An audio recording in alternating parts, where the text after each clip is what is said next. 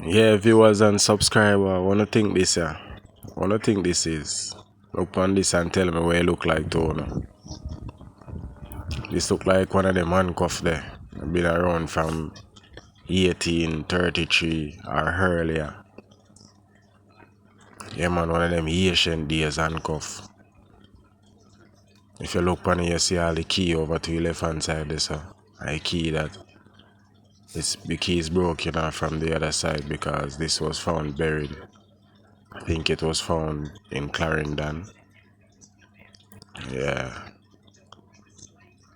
So let me know what you think this is. How long do you think this handcuff has been around?